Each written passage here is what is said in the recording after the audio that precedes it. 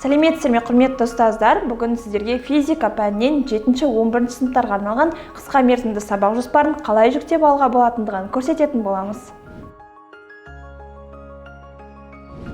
Ең алдымен Google және Яндекс іздеу жүйелеріне ұстаз слегі деп тереміз. Ең бірінші болып шығып тұрған ұстаз слегі республикалық ұстаздар сайтына өтесіз де КМЖ бөлімін таңдайсыз.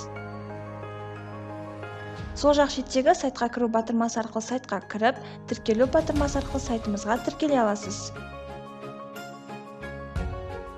Пән таңдау батырмасы арқылы бізге қажетті физика пәнін таңдайсыз. Физика пәнінен 7-11 сыныптарға арналған қысқа мерзімді сабақ жоспарлары батырмасына басасыз да, өзіңізге қажетті сынып бойынша КМЖ-ны және презентацияны таңдайсыз. Құрметті ұстаз, жүктеу батырмасы басылғаннан кейін сіздің балансыңыз бірден алынады.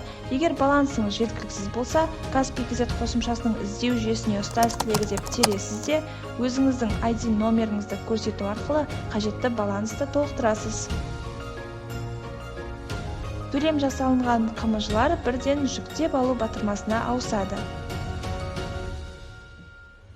Ал жүктелінген КМЖ сіздің загрузки бөліміңізде сақталады. Құрметті ұстаз, сіздерге көрсетіліп отырған физика пәні бойынша 130 бұйрықтың 7-ші қосымшасы негізіне жасалынған қысқа мерзімді жоспар. Бұл КМЖ-лар кез келген баспаға сәйкес келеді, себебі сабақтың тақырыбы мен оқу мақсаты оқу бағдарламасынан алынған, ал оқу бағдарламасы Қазақстан Республикасы бойынша ортақ болып табылады. Сіздерге бәрі түсінікті болды деп ойлаймыз. Біздің мақсатымыз әр ұстаз өз уақытын үнемдеп, бар күшін оқушылардың білім беруіне жұмсауына мүмкіндік жасау. Дайын КМЖ-ларды алып, қағазбастылықтан құтылыңыз. Әріптестеріңізге де айтуды ұмытпаңыз. Іске сәт!